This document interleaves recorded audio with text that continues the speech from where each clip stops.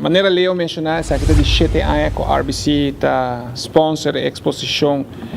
de Elens de Miwonan, tem quadro de celebração de dia de prensa, que toma lugar dia 1 de setembro. Nós de RBC estamos sumamente orgulhosos, maneira tour aia de porta parte de atividade aqui de Leo e o projeto aqui de Leo, que já para 7 anos consecutivos, está colaborar e está dona, me quer su dank na colega do passado que a contribuir me quer na prensa por meio de maneira mais vista o lens de não o que está na câmera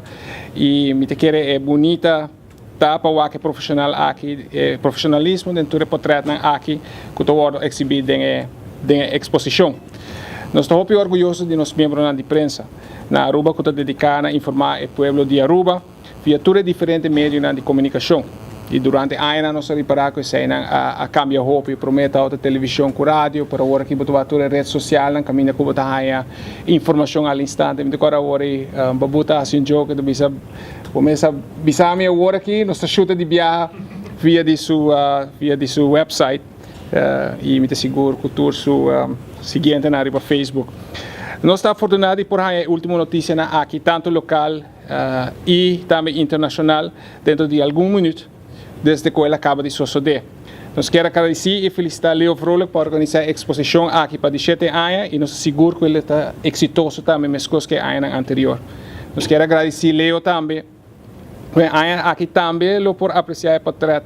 de RBC su Blue Water Project, maneira MS mencionar, onde por admirar esse 77 portrait que a competir, então aqui nada portrait de zowel em categoria amateur, pero também e profissional. E em diferentes categorias, caminha com muitos não por competir, tem com certa idade e também pessoas de tipo de idade e que está assim trabalho aqui como uma profissão. De nome de RBC, nós queremos agradecer e felicitar todos os membros de prensa para a celebração do dia 1 de setembro e nós reconhecer o trabalho importante aqui que a prensa tem na comunidade, trazendo informação sobre o último desenvolvimento de forma rápida e profissional. Nós queremos invitar a gente do povo de Aruba para vir visitar a tremenda exposição aqui, que toma lugar no Arquivo Nacional, foi o dia 12 de setembro até o dia 14 de setembro. Mas danke e siga com o bom trabalho.